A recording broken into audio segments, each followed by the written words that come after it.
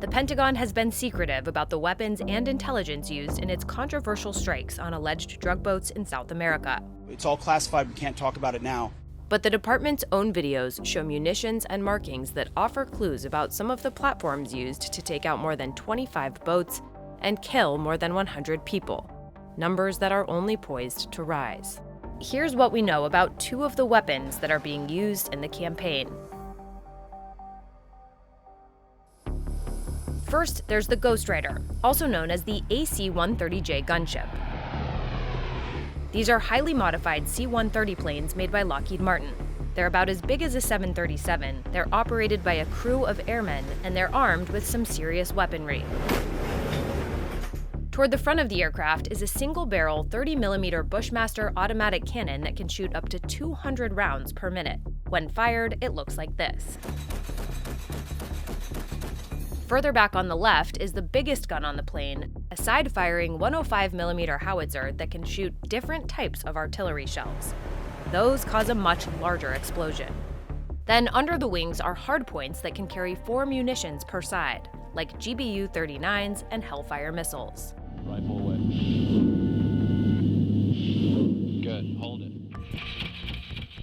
Air Force officials say the Ghostrider's main purpose is to bring troops home, so the aircraft has historically been used to provide close air support and bomb threats that are approaching friendly troops.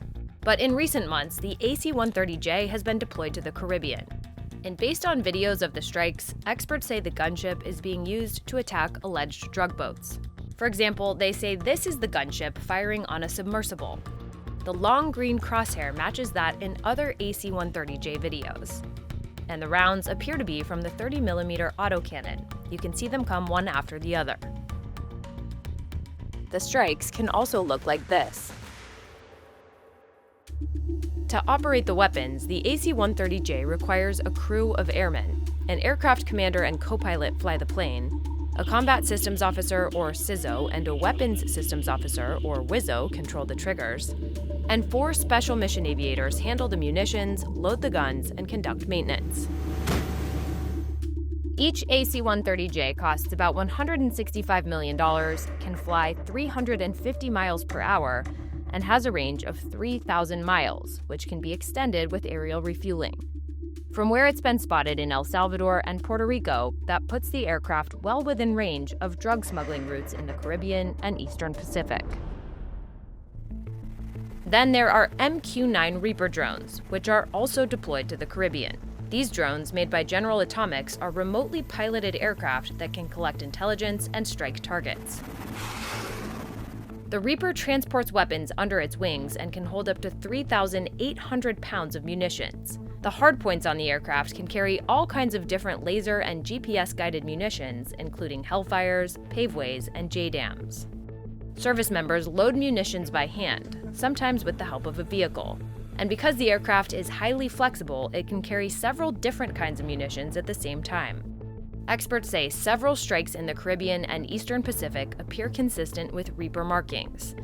Each Reaper is controlled by a pilot and a sensor operator working from a ground control station. The pilot manages the aircraft's flight path and movement, and the sensor operator manages the sensors and guides the munitions. The Reaper's advanced sensors make it much more than a weapon. It's also used to gather intelligence and conduct surveillance and reconnaissance. At 36 feet long, the Reaper is about a third of the size of a 737, and it can fly for more than 24 hours at a time. One Reaper costs about $16 million, according to General Atomics.